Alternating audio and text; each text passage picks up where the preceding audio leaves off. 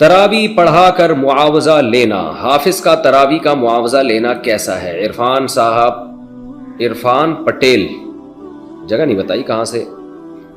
دیکھیں حافظ لوگ جو تراوی کی اجرت لیتے ہیں نا، یہ بالکل حرام ہے، ناجائز ہے، اس کے جواز کا کوئی بھی قائل نہیں ہے ہماری رائے میں، جو اب تک ہمیں معلومات ہیں، اور اگر کوئی قائل بھی ہو تو اس کی دلیل مضبوط نہیں ہے۔ خالصتاً قرآن کی تلاوت، نماز میں تلاوت کی اجرت ہے، یہ فرض نماز کی تنخواہ لینا، یہ اس کی جواز کی وجہ کچھ اور ہے۔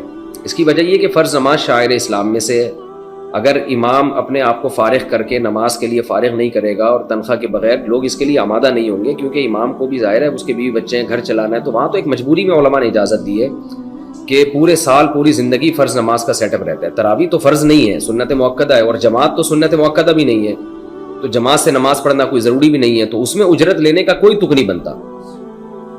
اور نہ قاری صاحب جو ہیں، جو حافظ قرآن پڑھانے والا ہے، وہ اتنا یعنی بڑی قربانی دے رہا ہوتا ہے کہ اس کو یعنی اپنے کاروبار چھوڑ کر اور بزنس چھوڑ کر وہ آپ کو ٹائم دے رہا ہے سال میں ایک دفعہ، اور اس میں بھی اس کا اپنا فائدہ زیادہ ہوتا ہے۔ جب وہ قرآن پڑھائے گا تو اس نے اپنا قرآن بھی ریوائز ہوگا۔ اور دوسری بات، قرآن ختم کرنا رمضان میں ضروری نہیں ہے۔ اگر آپ کو اجرت کے بغیر کوئی قاری مل رہا ہے تو آپ اجرت کے والے کے ساتھ کیوں پڑھا رہے ہیں؟ اور اگر اجرت کے بغیر نہیں مل رہا تو علم طرح سے پڑھ لیں تراویح۔ تو اس لیے اس پر جتنے بھی صحیح مستند علماء ہیں، لوگ فتوے تو لے آتے ہیں، فلاں نے فتویٰ دیا کہ تراویح کی اجرت جائز ہے فلاں، لیکن جو مستند علماء ہیں اور مستند ادارے ہیں دینی ہمارے، ان سب کا مشترکہ فتویٰ یہی ہے کہ حافظ کے لیے، قاری کے لیے تراویح پڑھانے کے پیسے لینا جائز نہیں ہے، حرام ہے، ناجائز ہے۔ ہاں اگر کوئی ہدیہ کسی کو دے دے تو ہدیہ پر تو کوئی پابندی نہیں ہے، لیکن وہ ہدیہ بھی اجرت کی شکل میں نہیں ہونا چاہیے۔ بعض مسجدوں میں سب کو پتہ ہے کہ اتنے پیسے یہاں ملیں گے، اگر قاری کو پتہ ہو یہ پیسے نہیں ملیں گے وہ پڑھائے گا ہی نہیں، تو ایسا ہدیہ بھی اجرت ہی ہے، یعنی وہ بھی کمیشن میں ہی آتا ہے۔ تو اس لیے اپنے ثواب کو ضائع نہ کریں۔